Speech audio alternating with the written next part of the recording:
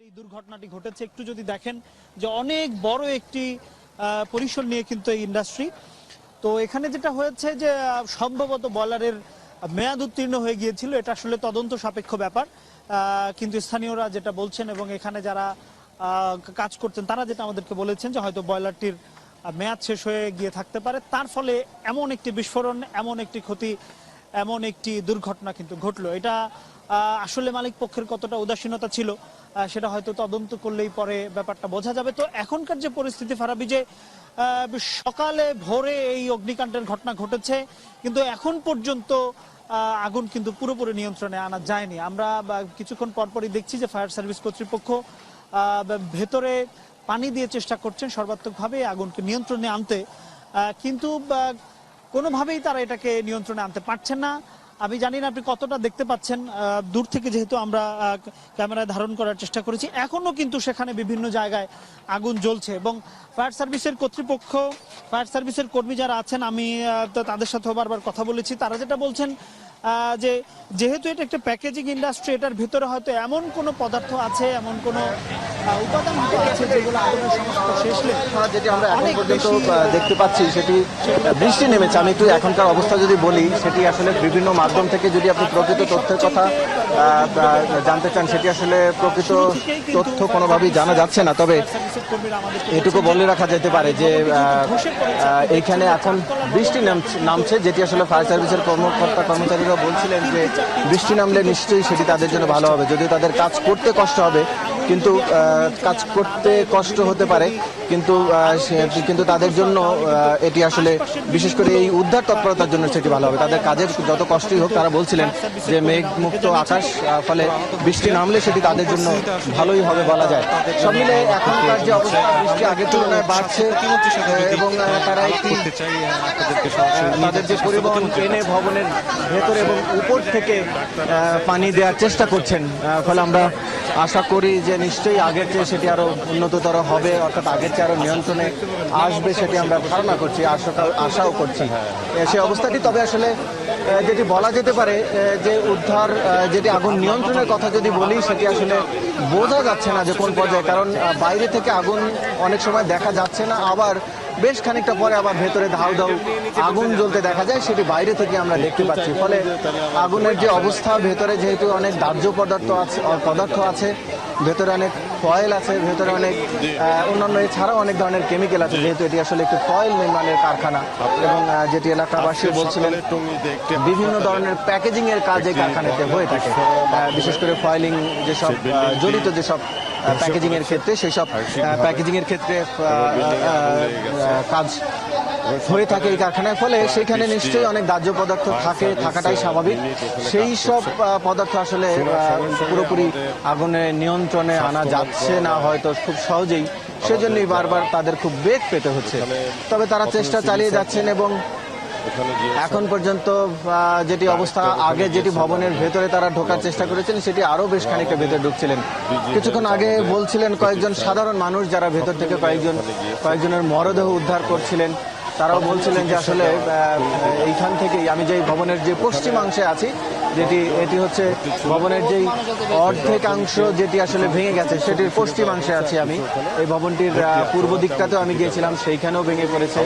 অর্থাৎ ভবনের যে বাকি অংশ আছে, সেটির আগেও বলছিলাম যে আসলে বাকি যে অংশটি এখনো দাঁড়িয়ে আছে, তারও আপনি দেখছেন যে ছাদের অর্ধেকটা খুলে গেছে। ফলে বাকি যে অল্প একটু অংশ ছাদে কেবলমাত্র লোহার যেসব ছোট রডে ঝুলে আছে, সেই সব রড যে কোনো সময় ভেঙে পড়তে পারে, সেটি ফায়ার সার্ভিসের কর্মীরা বলছিলেন। ফলে আশপাশের যেসব মানুষ আছেন তারাও আশঙ্কার মধ্যে আছেন, তারা চেষ্টা করছিলেন সাধারণ মানুষদেরকে সরিয়ে নেওয়ার জন্য, কিন্তু তারা ব্যর্থ হচ্ছেন অনেক সময়, কারণ তাদের উত্তর তৎপরতা বন্ধ করে অনেক সময় তাদেরকে সরানোর চেষ্টা করতে হচ্ছে। সব মিলে যেটি এখনকার যে অবস্থা, সেটি অর্ধভগ্ন অবস্থায় ভবনটি পড়ে আছে এবং সাধারণ মানুষ বলছিলেন যে ভেতরে এখনো অনেক মানুষ আছেন যারা থাকার কথা, কারণ অনেকে যারা কাজ করছেন, প্রায় 150-200 মানুষ, তাদের ধারণা যে 150-200 মানুষ ভেতরে কাজ করে থাকেন সাধারণত, এবং যেটি শিফট পরিবর্তনের একটি সময় এই দুর্ঘটনাটি ঘটে। এবং ফলে সেই হিসাবে তারা আসলে বলতে পারছেন না সেই সংখ্যাটি 150-200 এর বাইরে হবে নাকি 150-200 এর থেকে কম ভেতরে মানুষ থাকবেন। তবে ভেতরে আগুনের যে অবস্থা, তাতে ভেতরের মানুষদের কি অবস্থা সেটি আসলে বলা মুশকিল। হয়তো কেউ জীবিত থাকতেও পারেন। আমরা সে আশা করছি যে কোনো না কোনোভাবে কোনো না কোনো জায়গায় লুকিয়ে হয়তো তারা যদি চেষ্টা করে থাকবেন নিশ্চয়ই আত্মরক্ষার, সেটি ফায়ার সার্ভিস এবং সাধারণ মানুষদের চেষ্টা করছেন। কিন্তু ভেতরের যে উত্তাপ তাতে পুরোপুরি ভেতরে ঢোকা যাচ্ছে না। কেবল অর্ধভগ্নর যেই ভগ্নাংশ যেটি আছে তার যতটুকু যাওয়া যায় ততটুকু ভেতরে গিয়েই চেষ্টা করছেন ফায়ার সার্ভিস এবং দু একজন সাধারণ মানুষ যারা সহায়তা করছেন তারা চেষ্টা করছেন ভেতরে পানি প্রবেশ করানোর। কারণ ভবনের আসলে এখন যেটি একটু চ্যালেঞ্জ হয়ে দাঁড়িয়েছে সেটি হচ্ছে ভবনের ভেতরের অংশের আগুনটি নিয়ন্ত্রণে রাখা। এই যে আমরা দেখতে পাচ্ছি, অর্থাৎ ভেতরের যে অংশটি কিছুক্ষণ আগেও আগুন ছিল না, এখন আবার সেই জায়গাটিতে আগুন জ্বলতে দেখা যাচ্ছে, যেটি আমরা এইখানে দাঁড়িয়ে দেখছিলাম কিছুক্ষণ আগেও এই জায়গাটিতে আগুন ছিল না, কেবলমাত্র ধোঁয়া দেখা যাচ্ছিল। এটি আসলে হচ্ছে এবং তখন আবার হয়তো ফায়ার সার্ভিসে যারা আছেন, যারা উদ্ধারকর্মী, তারাও একটু নিরাপদ দূরত্বে থেকে তারা উদ্ধার তৎপরতা চালিয়ে যাওয়ার চেষ্টা করছেন। আমরা যেটি আসলে এখন পর্যন্ত যদি আনুষ্ঠানিক তথ্য যেটি বলতে গেলে আসলে সেটি খুব বেশি আনুষ্ঠানিক তথ্য দেওয়া যাচ্ছে না, কারণ অনেকক্ষণ ধরে অবশ্য তেমন উদ্ধার তৎপরতা বলতে আমি বোঝাতে চাইছি যে কোনো ভেতর থেকে কোনো আহত বা নিহত মানুষ উদ্ধার করা যায়নি। সেটি প্রায় আধা ঘন্টা যাবৎ হলো, এর মধ্যে কোনো উদ্ধার করা যায়নি, কোনো ভেতর থেকে মরদেহ কিংবা আহত অবস্থায় কাউকে উদ্ধার করা যায়নি। যদিও কয়েকজন বলছিলেন সাধারণ মানুষ যে তাদের আত্মীয় ভেতরে কাজ করছেন, এমন সংবাদ তারা দিয়েছিলেন টেলিফোনে। সেই টেলিফোন নম্বরটি আমার কাছেও ছিল, কিন্তু আমিও কয়েকবার চেষ্টা করে সেই নম্বরটিতে আমি পাইনি। অর্থাৎ হতে পারে তারা কোনোভাবে উদ্ধার হয়েছেন, হতে পারে এমনটিও যে তাদের আসলে মোবাইল বন্ধ হয়ে গেছে, অথবা তাদের কোনো দুর্ঘটনা। যে অবস্থায় হোক আসলে বলা মুশকিল। বাইরে থেকে ভেতরের যে অবস্থা, তাতে ভেতরের মানুষ কোন অবস্থায় আছেন সেটি বলা মুশকিল, কেবলমাত্র আশঙ্কাই করা যাচ্ছে। এবং ফায়ার সার্ভিসের লোকজন যারা আছেন তারাও বারবার বলছেন যে তারা উদ্ধার তৎপরতার চেষ্টা চালিয়ে যাচ্ছেন, ফলে ভেতরের অবস্থা তারাও এখন পর্যন্ত কেবল অনুমান করে যাচ্ছেন, সেই অবস্থাটি তারা বলছেন বারবার। এবং এখন যে অংশটি কিছুক্ষণ আগে বলছিলাম আমি, যে ভেতরে আবার নতুন করে আগুন দেখা দিয়েছে ভবনের 2 তলার অংশে, সেই জায়গাটিতে আবার পানি দেওয়ার চেষ্টা করছেন এবং পানি দিচ্ছেন। আমরা আশা করছি যে এইবারের, অর্থাৎ যে জায়গাটিতে নতুন করে আগুন লাগার চেষ্টা হচ্ছিল সেই জায়গাটি নিয়ন্ত্রণে আসবে বলে আমরা আশা করছি।